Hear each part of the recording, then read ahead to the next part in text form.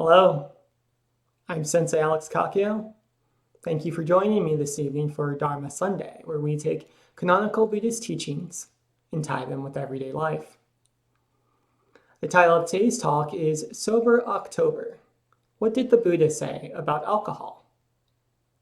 Before we get into that, please subscribe and hit the notification bell. That way you'll be notified when I post talks in the future. If you wouldn't mind hitting the like button, that'd be great too. So we are right now in the midst of October and something called Sober October, where people either for themselves or for charity swear off alcohol for the full month of October and see how sobriety treats them. The Buddha himself had some pretty strong feelings about the use of intoxicants in general, especially alcohol. So I thought this would be a good opportunity to discuss some of that with you today. But first, I'd like to read this article about Sober October that comes from refinery29.com. The article is entitled Sober October, Can a Month Off from Alcohol Really Improve Your Life? It's written by Molly Longaman. So let's get into it.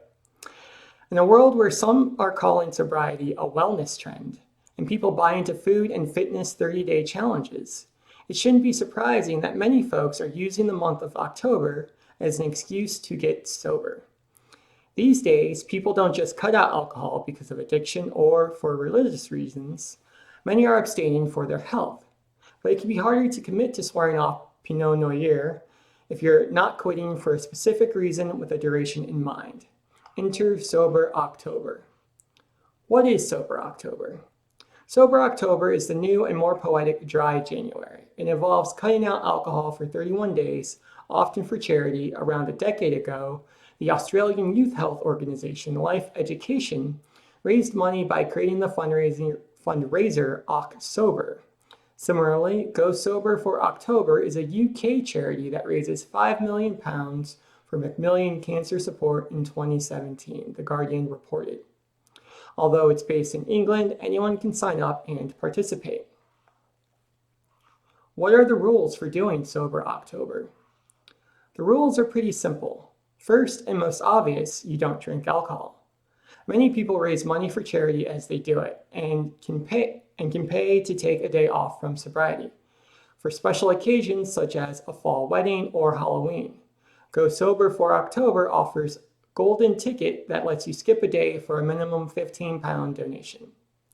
Some people are doing Sober October just for fun and not for charity. Create their own rules. Some people may give up drugs in addition to alcohol or other habits like ordering takeout or using social media. Others stick to just alcohol. What can I do instead of drinking? This is a really common question people have when they're considering foregoing alcohol for a month. The answer? Literally anything. You can catch up on your before bed reading. You can try your hand at some complex recipes. You can have an at-home spa night. You can call some friends you haven't spoken to in a while, especially the one who always keeps you up on the phone for hours. You can go to museums if they're starting to open in your area. You can take some long walks. You can start a 30-day yoga challenge. You can try new workouts. You can buy a massive jigsaw puzzle. You can take up quilting, which I think will become the new knitting. It's probably easier than ever to give up drinking right now, when the bar scene is pretty non-existent due to the pandemic. But if there are activities you normally do while drinking, say a Netflix party night with your friends, you may want to avoid them for the first few days if you're worried about feeling compelled to drink, or just stock up on La Croix or the mocktail of your choice. Ginger beer, anyone? And do it anyway, but sober. You may find you have even more fun since you're able to be fully present. Are there health benefits to going sober for a month? Hilary Ciceri, MSRDN at Eat Clean Bro, says two of the biggest benefits of abstaining are improved sleep and healthier food choices. Drinking also results in a low quality sleep, she says. Without adequate sleep, decision-making, memory, and learning abilities are impaired. Nutritionally, she writes that drinking may activate a part of your brain that controls hunger. Drunk eating is for real, she says. You're more likely to feel hungrier during or after drinking and make unhealthy food choices. She notes that alcohol also impacts the brain's communication pathways, as well as the digestive system and liver. The liver is responsible for detoxifying and removing alcohol from the blood, Ciceri says. Over time, this process can lead to a condition known as fatty liver. Is it worth trying Sober October? Ciceri says yes, if only as an experiment to see what your body can do without booze. I think in one sober month, there can be long-term effects, Ciceri says. One of the biggest effects is a better awareness of a person's relationship with alcohol. There's also a sense of accomplishment that can lead to lasting changes. More moderate or heavy drinkers may notice higher energy levels, weight loss, and even a stronger immune system.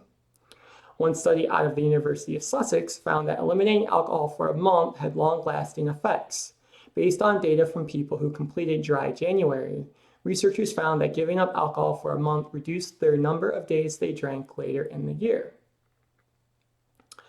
I think I'll stop there just in the interest of time. The article goes on. Again, it can be found at refinery29.com. The title is Sober October, Can a Month Off from Alcohol Really Improve Your Life? So,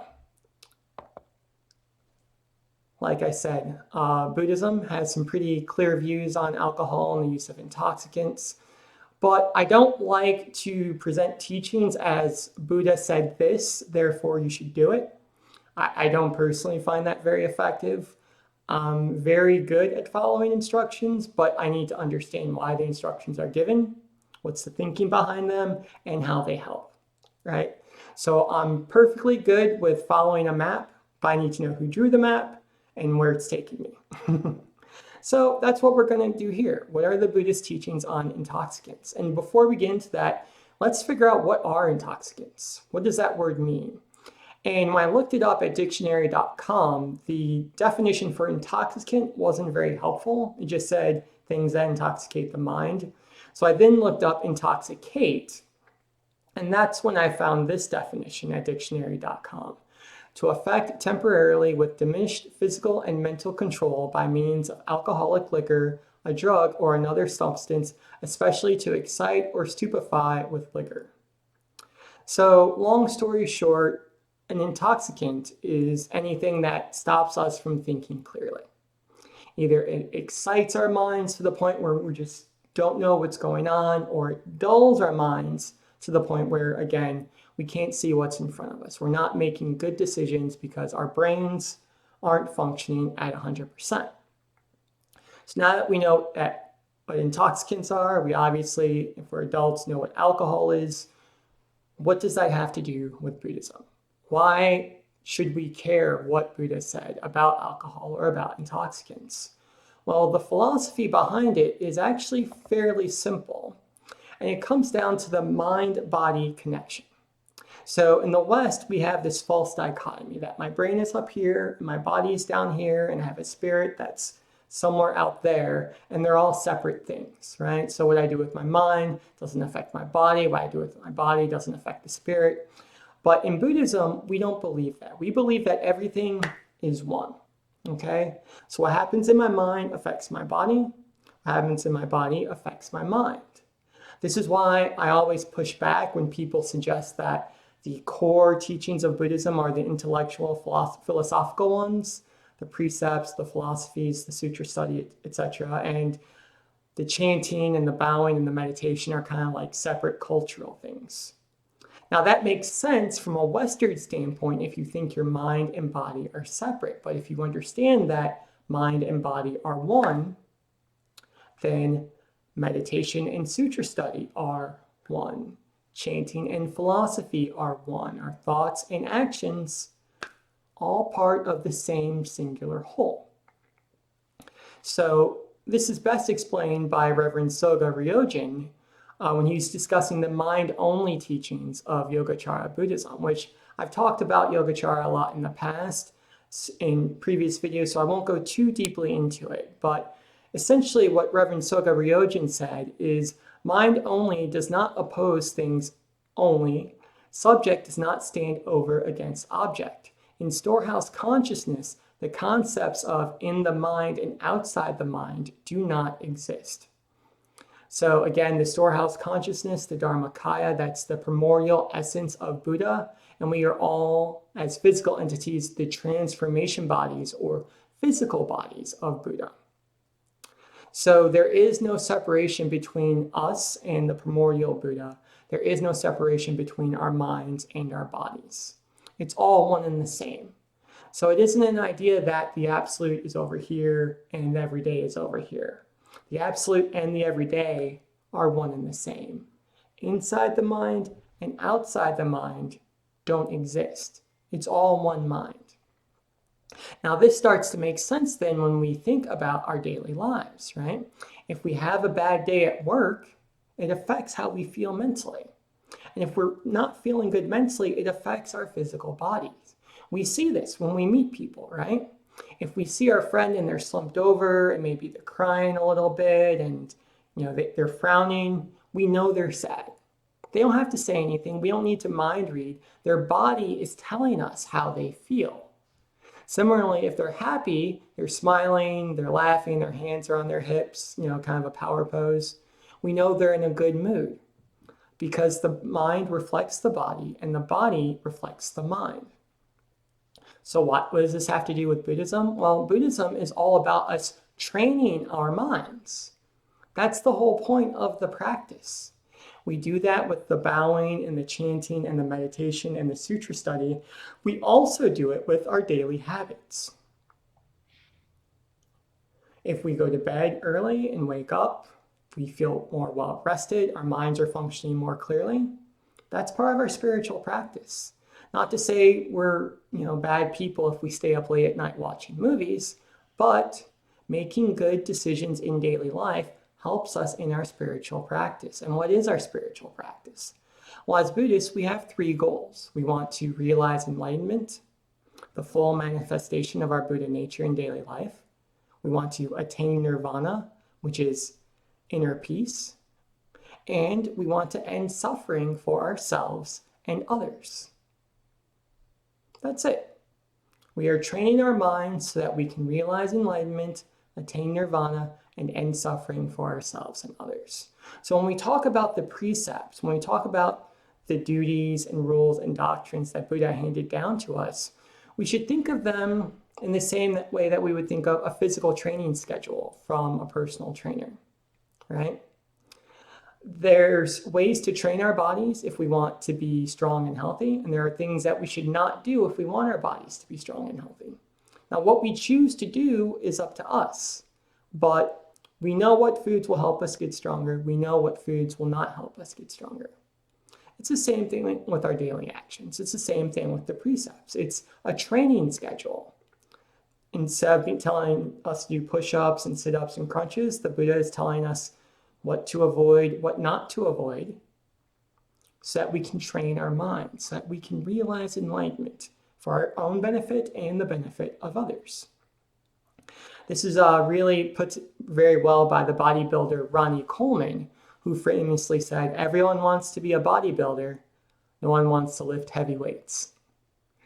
Now, Ronnie Coleman, he won the Mr. Olympia, I think 6 times, so he's one of the greatest bodybuilders in history. He's in the Bodybuilding Hall of Fame. And he has a good point. Everyone wants to be a bodybuilder. Everyone wants to look like Ronnie Coleman. Everyone wants to, be able to bench press 500 pounds. But not everyone wants to spend 2 hours in the gym like he did for years to get that big and that strong. The precepts are the same thing. Everyone wants to realize enlightenment. No one wants to keep the precepts. So the first thing we have to do before we go really deeply into what the Buddha said about alcohol, about intoxicants, is really decide what we want for our own practice.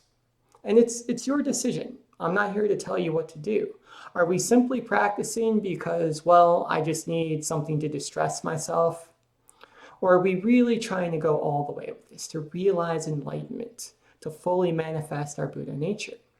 Because based on that, that's going to decide how strictly we hold or do not hold to the precepts, which is perfectly good. But I don't need to spend 2 hours in the gym in order to not have. So we have to make that decision. What do we want from our spiritual practice? And that will affect how we work with the precepts. Now, in order to see what the Buddha said about alcohol in particular, since we're talking about Sober October, I'm going to read two passages from the Brahmasnet Sutra.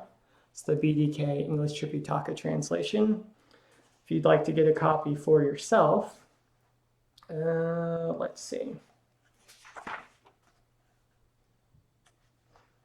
So the first passage comes from page 45. It's part of the 10 grave precepts, meaning this is serious stuff. Violation of these precepts could get one kicked out of the Buddhist Sangha. And 5, prohibition of the sale of alcohol. My disciples, if you yourself sell alcohol, or you encourage others to do so, then herein are the causes of selling alcohol, the conditions for selling alcohol, the method of selling alcohol, and the act of selling alcohol. All kinds of alcohol should not be sold, as consumption of alcohol leads to the commission of other crimes. Instead, bodhisattvas should give rise to penetrating wisdom in all sentient beings. If, on the other hand, they lead sentient beings into distorted states of mind by selling them alcohol, this is a bodhisattva parajika offense. So that's the first passage from the Brahmasnet Sutra on alcohol. And the next one comes from the minor precepts. And the minor precepts are things that are essentially there to support the major precepts. So these weren't things necessarily that could get you kicked out of the Buddhist Sangha, but they were things that, you just shouldn't do them, right? It just wasn't helpful. Number 2 says, do not drink alcohol. My disciples, if you intentionally drink alcohol, there is no limit to the mistakes and violations you will make. If with your own hands you pass the wine bottle to another, you will be born without hands for 500 lifetimes. How much worse if you drink the wine yourself? You should not encourage any person to drink, nor any sentient being to do so. How much worse if you yourself drink alcohol yourself? If you intentionally drink or encourage someone else to do so, you have committed a minor transgression of the precepts.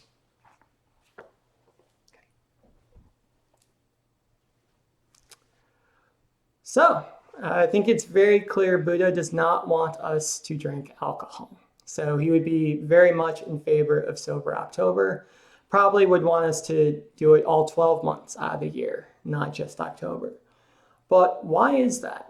Now, there are the reasons I gave you earlier about the mind-body connection and what we do with our body affects our mind, vice versa. But I think there are a couple things we need to look at. One, the difference between major and minor violations of the precepts. So you'll notice the grave precept violation was selling alcohol, and drinking alcohol was considered a minor violation. So what's the difference there? And what that comes down to is there are compounding effects of karma, cause and effect. So karma exists on a scale, right? Everything is not equal.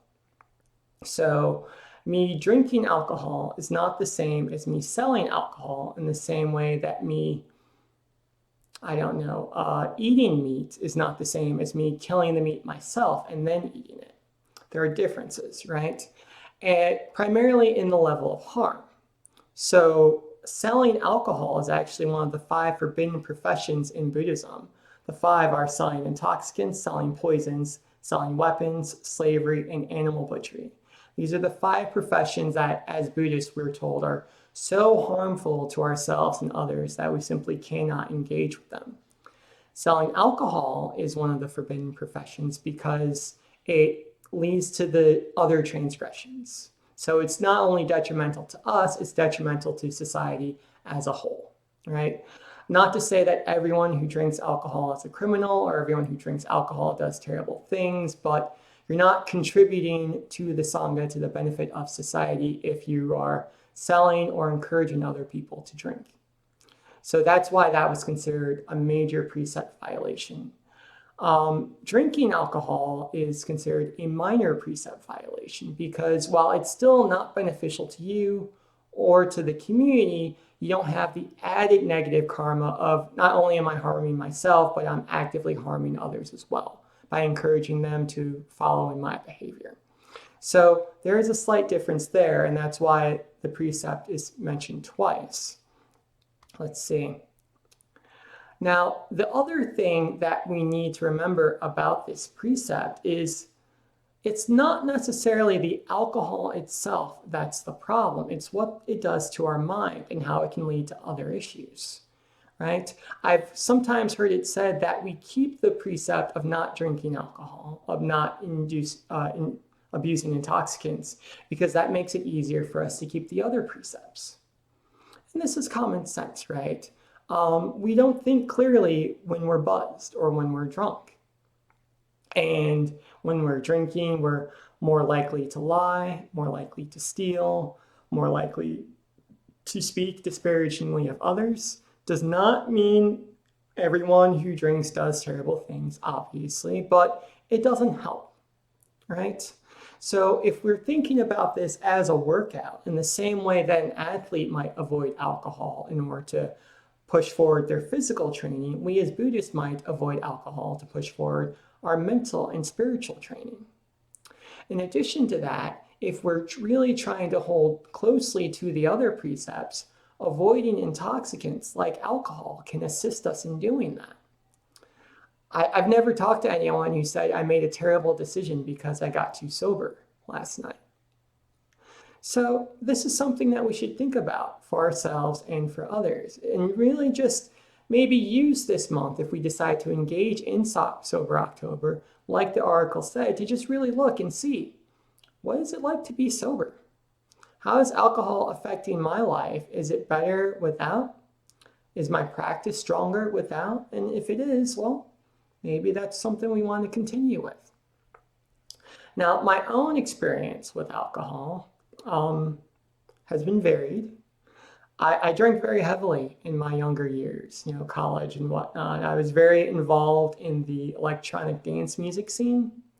So we'd listen to electronic music, techno, dubstep, etc., go to parties in abandoned warehouses and caves, etc. And I drank.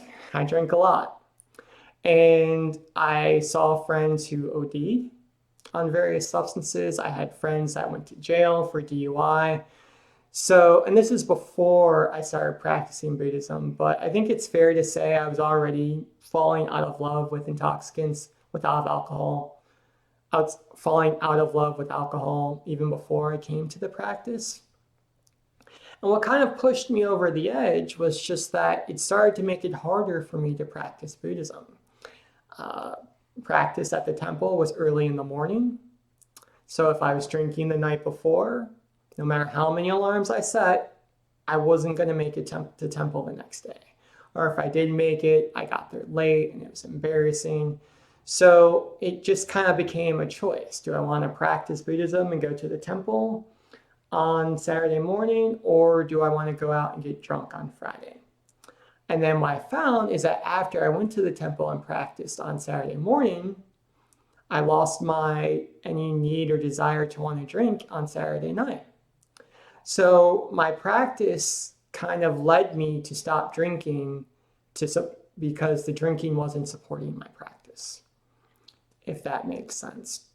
I also noticed that alcohol was having some negative effects on other aspects of my life as well.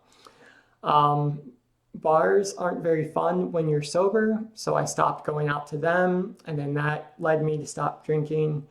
I realized that a lot of my friends were only my friends because we drank together, and it was kind of hard, honestly. It was a little weird to, you hang out with these people, you think you're close, and then you realize the only thing you guys enjoy is that you really like Jack and Coke.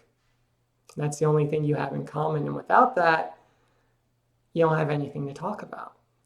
So it was hard. I did lose some friends as a result of not drinking, but I also gained new ones who were very supportive of my sobriety, very supportive of the fact that, hey, I don't want a drink right now. Can I have a ginger ale instead? So I lost some weaker friendships and I gained some stronger ones. So that's what happened with me. Not telling you what to do, but I would encourage you, use this month, Sober October, to really explore your relationship with alcohol, with other intoxicants, and just see how it goes. And if you're kind of on the fence about what you want to do, just remember it's impossible to have one drink too many if you never have the first one. Amitabha.